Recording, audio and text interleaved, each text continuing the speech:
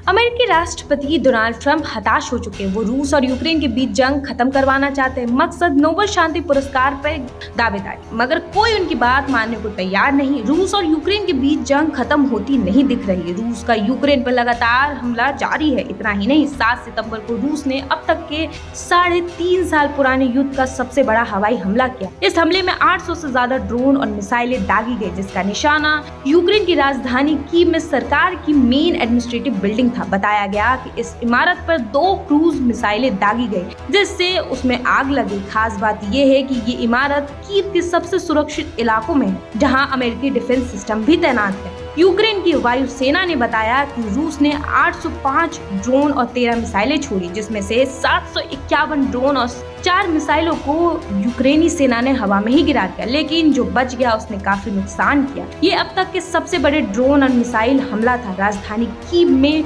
कुछ और इमारतों पर भी हमला हुआ है। यहाँ तक कि यूक्रेन के राष्ट्रपति जेलेंस्की के शहर कीव को भी निशाना बनाया गया। वहीं इस मुद्दे पर रूस के रक्षा मंत्रालय का कहना है कि उन्होंने यूक्रेन के हथियार बनाने वाले कारखानों और ट्रांसपोर्ट सिस्टम को टारगेट किया है। यूक्रेन की सेना ने कहा कि उन्होंने हाल ही के हमले में रूस की दुरुबा पाइपलाइन को निशाना बनाया, जिससे उसमें आग लग गई। रूस ने कहा कि उन्होंने यूक्रेन से आई कई ड्रोन को हवा में ही मार गिराया, लेकिन उनके हमलों से हुए नुकसान की बात नहीं कही। यूक्रेन ने अपने साथियों से और ज्यादा एयर डिफेंस और लंबी दूरी तक मार करने वाले हथियारों की मांग की है।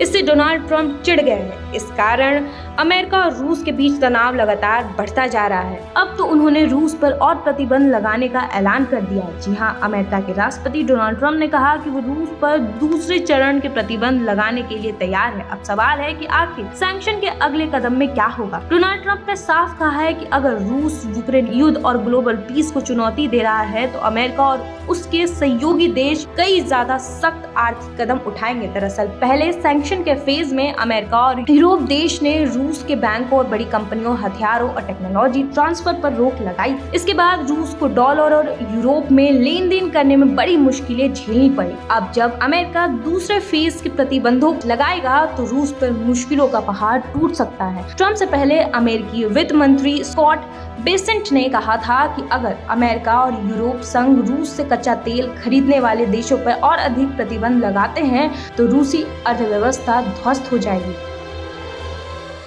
दरअसल दूसरे फेज के प्रतिबंध मुख्य रूप से सेकेंडरी सैंक्शन है। ये रूस से तेल और ऊर्जा खरीदने वाले देशों को टारगेट करेगा। ट्रंप प्रशासन के मुताबिक ये प्रतिबंध रूस की तेल आयात को और कम करेगा। अमेरिका इसे रूस की युद्ध मशीनरी का मुख्य स्रोत मानता है। पहले फेज में रूस के बैंकों, ऊर्जा क्षेत्रों और निर्यात पर प्रतिबंध लगाए गए थे, मगर अब फेज 2 में भारत और चीन जैसे देशों पर आंतरिक टैरिफ लगाए जा सकते हैं। डोनाल्ड ट्रंप पहले ही भारत पर 25% आंतरिक टैरिफ लगाया है।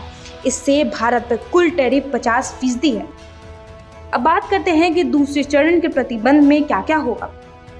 रूस से तेल खरीदने वाले देशों पर प्रतिबंध। अमेरिका ने साफ कहा है कि रूस से कच्चा तेल आयात करने वाले देशों पर आंतरिक टैरिफ या प्रतिबंध लगाए जा सकते हैं। इसका मतलब है कि भारत और चीन पर भी प्रतिबंध लगाएंगे और अमेरिका का मकसद रूस की तेल आयात को कम करना है। बैंक और आर्थिक रोक। दूसरे चरण में रूस के बड़े बैंकों और पैसे वाले स्थानों पर और ज्यादा कड़े नियम लगा सकते हैं। पहले से ही उन पर कई पाबंदियां हैं जो उन्हें दुनिया के बाजार से काम करने और लेन देन से रोकती है। ऊर्जा और उद्योग क्षेत्र का प्रतिबंध। दूसरे चरण के प्रतिबंध में रूस के गैस, तेल और पाइपलाइन कंपनियों को निशाना बनाया जा सकता है। पहले से ही रूस के कई उद्योगों पर पाबंदियां लगाई जा चुकी हैं। अब बात करते हैं इससे भारत पर क्या असर होगा। अगर अमेरिका रूस पर दूसरा प्रतिबंध लगाता है तो इसका बड़ा असर सीधे भारत पर पड़ेगा, क्योंकि भारत रूस का दूसरा सबसे बड़ा तेल खरीदार है। साल 2025 में दोनों देशों के बीच व्यापार 70 अरब डॉलर तक पहुंच चुका है। पहले प्रतिबंध के बाद भी भारत को सस्ता तेल मिलता रहा है, जिससे पेट्रोल डीजल की कीमतें कुछ हद तक काबू में थी। लेकिन अगर दूसरा प्रतिबंध लागू होता है तो क्या होगा।